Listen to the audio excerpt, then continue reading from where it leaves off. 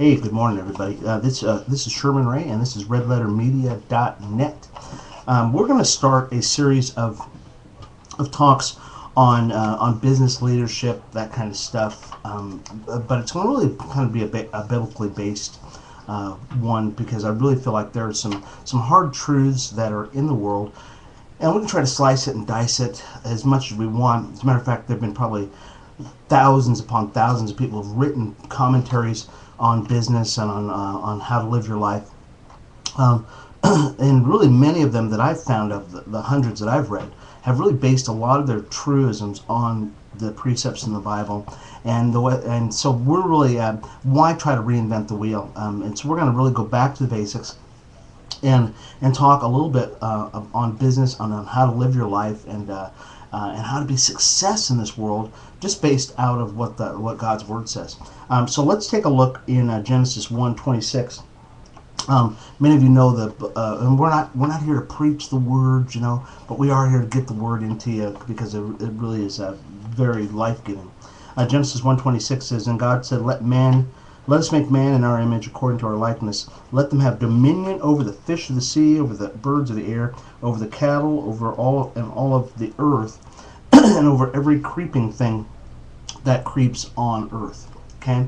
And so really that's what we're going to base everything we're going to talk about here in the next couple of minutes on. And really it all comes back to that you were actually made for things, you were made to have dominion over things. Okay? And really that's the one purpose for you to be here on this earth, is for you to have dominion over everything.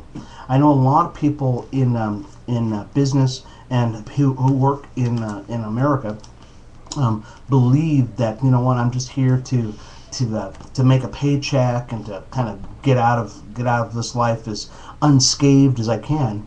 But really, if you go back to what the Word says, it says that you were made to have dominion over everything, over the fish, over the sea, over the birds, over everything that creeps on the ground. You're supposed to have dominion over them.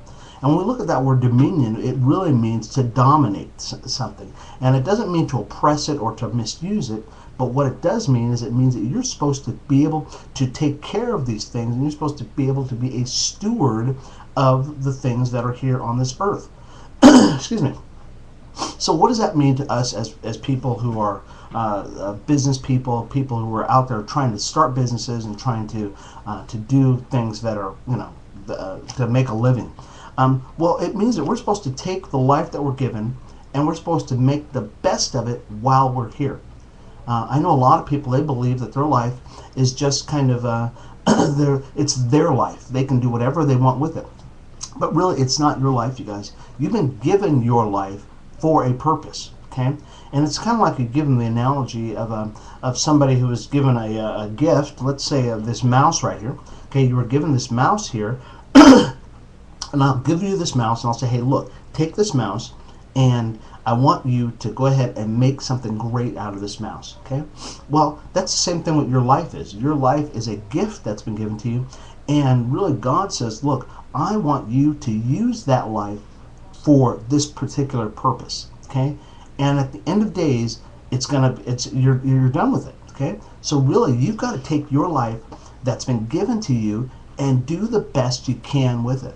I think in a number of weeks from now, as we talk a little bit more about this, we're going to talk a little bit more about another story that's going to really hit home on that.